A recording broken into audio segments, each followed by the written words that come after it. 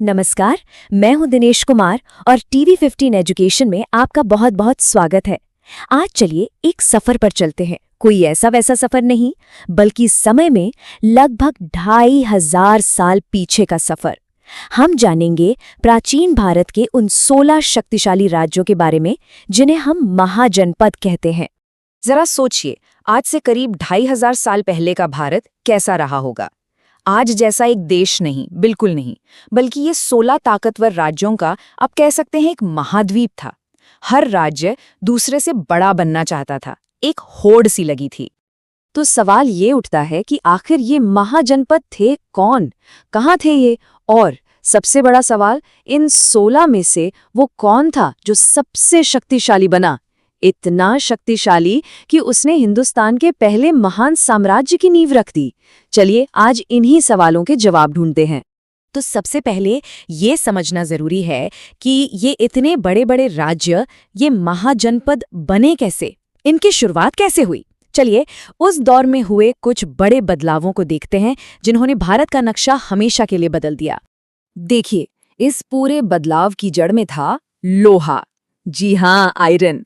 जैसे ही लोहे के औजार आए ना, खेती में क्रांति सी आ गई।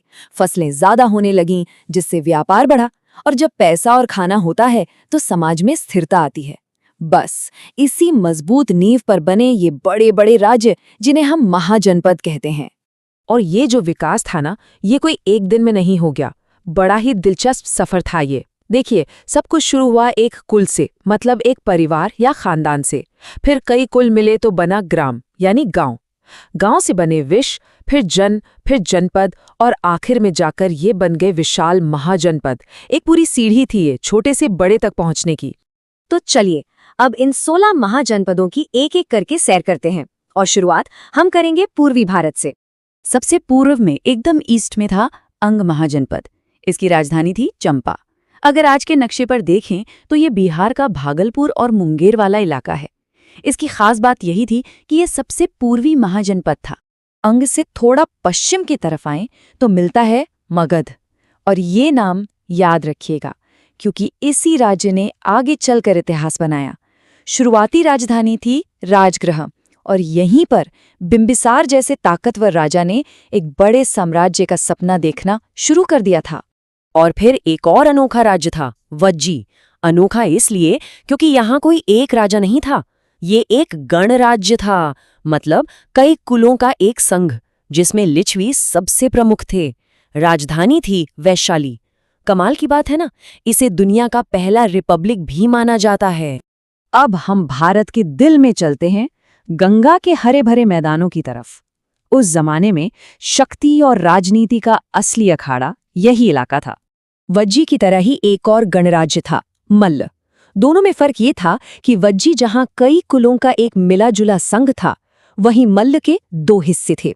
लेकिन दोनों में एक बात कॉमन थी, ये थे गणराज्य, जहां फैसले वोटिंग से, यानी सभा में बहुमत से होते थे। सोचिए उस जमाने में कितनी बड़ी बात थी ये। इस मैदान में और भी बड़े बड़े नाम थे, जैसे काशी, जिसकी राजधानी वाराणसी आज भी हमारी सांस्कृतिक राजधानी है। फिर था कोसल, जहां के राजा प्रसेनजित बहुत मशहूर थे, और वत्स, जिसकी राजधानी थी कौशाम्बी, और जिसके राजा उदयन की कहानियां तो आज तक सुनाई जाती हैं। और अब एक हैरान करने वाली बात, क्या आप अंदाजा लगा सकते हैं कि इन 16 महाजनपदों में से कितने आज के उत्तर प्रदेश में थे? पूरे 8। जी हाँ, 16 में से 8। ये देखिए लिस्ट, काशी, कोसल, मल्ल, वत्स से लेकर कुरु तक, ये सभी 8 महाजनपद आज के उत्तर प्रदेश की जमीन पर थे। इससे आप समझ सकते हैं कि ये इलाका उस वक्त पॉलिटिकली और स्ट्रेटेजिकली कितना ज्यादा जरूरी रहा होगा। चलिए अब अपने सफर को थोड़ा और आगे बढ़ाते हैं और रुख करते हैं मध्य और दक्षिण भारत की ओर। देखते हैं वहां क्या था। सेंट्रल इंडिया में जो सबसे बड़ी ताकत थी वो था अवंती। इसकी 2 राजधानियां थीं, उज्जैनी और महेशमती। यहाँ के राजा थे प्रद्योत, और एक बड़ा ही मजेदार किस्सा है कि जब राजा प्रद्योत बीमार हुए तो मगध के राजा बिंबिसार ने अपना शाही वैद्य जीवक को उनके इलाज के लिए भेजा था। इससे पता चलता है कि दोनों राज्यों में दोस्ती भी थी। और अब बात करते हैं उस महाजनपद की जो ज्योग्राफिकली सबसे अलग था। ये था अश्मक। ये अकेला ऐसा महाजनपद था जो दक्षिण भारत में गोदावरी नदी के किनारे बसा हुआ था, बाकी सब उत्तर में थे। हमारा ये सफर अब हमें आज के भारत की सीमाओं के भी पार ले जाता है, उत्तर पश्चिम की तरफ, जहां 2 और बहुत अहम महाजनपद थे। इनके नाम थे गांधार और कंबोज। गांधार की राजधानी थी तक्षशिला, जो उस जमाने की सबसे बड़ी यूनिवर्सिटी थी। सोचिए, यहीं पर महान चाणक्य पढ़ाया करते थे। और कंबोज तो अपने शानदार घोड़ों के लिए पूरे भारत में फेमस था। तो अब हम अपनी कहानी के सबसे अहम मोड़ पर आ पहुंचे हैं। इन सभी 16 राज्यों की दौड़ में एक राज्य ऐसा था जो सबको पीछे छोड़कर सबसे आगे निकल गया, और वो था मगध। तो सवाल उठता है कि आखिर मगध ही क्यों, बाकी क्यों नहीं? वजहें कई थीं। एक तो इसकी लोकेशन बहुत जबरदस्त थी। दूसरा, इसके पास लोहे और हाथियों जैसे रिसोर्सेज की कोई कमी नहीं थी। और सबसे बड़ी बात, इसके पास ऐसे राजा थे जो महत्वाकांक्षी थे, ताकतवर थे और जिन्होंने एक साम्राज्य बनाने का सपना देखा था। मगध का ये जो उदय था, ये धीरे धीरे हुआ।